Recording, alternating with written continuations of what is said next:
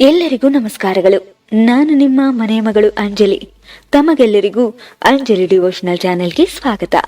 ಈ ದಿನ ನಮ್ಮ ವಿಡಿಯೋದಲ್ಲಿ ಹನುಮ ಜಯಂತಿ ದಿನಾಂಕ ಮತ್ತು ಮುಹೂರ್ತ, ಪೂಜಾ ವಿಧಿ ವಿಧಾನಗಳನ್ನು ನಾನಿಂದು ನಮ್ಮ ವಿಡಿಯೋದಲ್ಲಿ ತಿಳಿಸ್ಕೊಡ್ತಾ ಇದ್ದೀನಿ. ಶಕ್ತಿ ಭಕ್ತಿಗೆ ಹೆಸರಾದ ಆಂಜನೇಯನೆಂದರೆ ಮಕ್ಕಳಿಂದ ಮುದುಕರವರೆಗೂ ಅಚ್ಚುಮೆಚ್ಚು. ಆತನ ಜಯಂತಿಯನ್ನು ಭಾರತದಾದ್ಯಂತ ಆಚರಣೆ ಮಾಡ್ತಾರೆ. ಆದ್ರೆ ಒಂದೊಂದು ರಾಜ್ಯದಲ್ಲಿ ಒಂದೊಂದು ದಿನ ಆಚರಿಸಲಾಗುತ್ತೆ. ಸದ್ಯ ಕರ್ನಾಟಕದಲ್ಲಿ ಹನುಮ ಜಯಂತಿಯ ದಿನ ಸನ್ನಿಹಿತವಾಗಿರುತ್ತದೆ. ಅರೆರೆ, ಇತ್ತೀಚಿನಷ್ಟೇ ಹನುಮ ಜಯಂತಿ ಆಚರಣೆ ಮಾಡಿರೋ ತರ ಇದೆ. ಆಗ್ಲೇ 1 ವರ್ಷ ಆಯ್ತಾ ಎಂದು ಅಚ್ಚರಿ ಪಡಬೇಡಿ. ಆಗ ಆಗಿದ್ದು ಉತ್ತರ ಭಾರತದ ಹನುಮ ಜಯಂತಿ. ಅಲ್ಲಿ ಚೈತ್ರ ಪೌರ್ಣಮಿ ಎಂದು ಹನುಮ ಜಯಂತಿ ಆಚರಣೆ ಮಾಡ್ತಾರೆ. ಆದ್ರೆ ಕರ್ನಾಟಕದಲ್ಲಿ ಮಾರ್ಗಶಿರ ಮಾಸದ ಶುಕ್ಲ ಪಕ್ಷ ತ್ರಯೋದಶಿ ಎಂದು ಶ್ರೀ ಹನುಮ ಜಯಂತಿಯನ್ನು ಆಚರಿಸಲಾಗುತ್ತದೆ. ಹಾಗಾಗಿ ಈ ಬಾರಿ ಕರ್ನಾಟಕದಲ್ಲಿ ಹನುಮ ಜಯಂತಿಯು ಡಿಸೆಂಬರ್ನಲ್ಲಿ ಬರಲಿದೆ. ಕರ್ನಾಟಕದಲ್ಲಿ ಈ ದಿನದಂದು ಹನುಮಾನ್ ವ್ರತ ಎಂದು ಜನಪ್ರಿಯವಾಗಿ ಕರೆಯಲಾಗುತ್ತದೆ. ಶ್ರೀ ಹನುಮಾನ್ ಜಯಂತಿ ಕರ್ನಾಟಕದಲ್ಲಿ ಸೋಮವಾರ ದಿನಾಂಕ 5 ಡಿಸೆಂಬರ್ 2022 ಆಚರಣೆ ಮಾಡ್ತಾರೆ. ನೆಕ್ಸ್ಟ್ ಬರುವಂತಹ ಶುಕ್ರವಾರ ಡಿಸೆಂಬರ್ 23 ಅಂದ್ರೆ 2022 ತಮಿಳುನಾಡು ಸೈಡ್ ಹನುಮ ಜಯಂತಿ ಆಚರಣೆ ಮಾಡ್ತಾರೆ. ಆಂಧ್ರದಲ್ಲಿ ಹನುಮಾನ್ ಜಯಂತಿ ಬುಧವಾರ ಮೇ ತಿಂಗಳು 25 2022 ಆಚರಣೆ ಮಾಡ್ತಾರೆ. ಶನಿವಾರ ಏಪ್ರಿಲ್ ದಿನಾಂಕ 16 2022 ಉತ್ತರ ಹನುಮಾನ್ ಜಯಂತಿ ಎಂದು ಆಚರಣೆ ಮಾಡ್ತಾರೆ. ಶ್ರೀ ಹನುಮಾನ್ ಜಯಂತಿ ಪೂಜಾ ಮುಹೂರ್ತವನ್ನು ನೋಡೋಣ.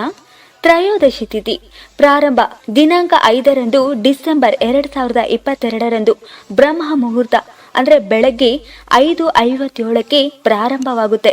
ತ್ರಯೋದಶಿ ತಿಥಿ ಮುಕ್ತಾಯ ಮರುದಿನ 6ನೇ ತಾರೀಕು ಡಿಸೆಂಬರ್ 2022 ಬೆಳಗ್ಗೆ 6:46ಕ್ಕೆ ಪೂರ್ಣಗೊಳ್ಳುತ್ತದೆ.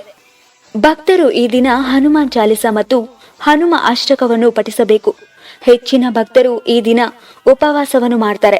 ಬೆಳಗ್ಗೆ ಎದ್ದು ಸ್ನಾನ ಮಾಡಿ ಕೆಂಪು ಅಥವಾ ಹಳದಿ ಬಟ್ಟೆಯನ್ನು ಧರಿಸಿ ನಂತರ ಶಾಂತ ಮನಸ್ಸಿನಿಂದ ದೇವರ ಕೋಣೆಗೆ ಹೋಗಿ ನಮಸ್ಕರಿಸಿ ಮೊದಲು ಗಣಪತಿಯನ್ನು ಸ್ಮರಿಸಿ ಬಳಿಕ ಹನುಮಂತನನ್ನು ಮೆಚ್ಚಿಸಲು ಈ ದಿನ ಸಾಸಿವೆ ಎಣ್ಣೆಯಿಂದ 4 ಮುಖದ ದೀಪವನ್ನು ಹಚ್ಚಬೇಕು.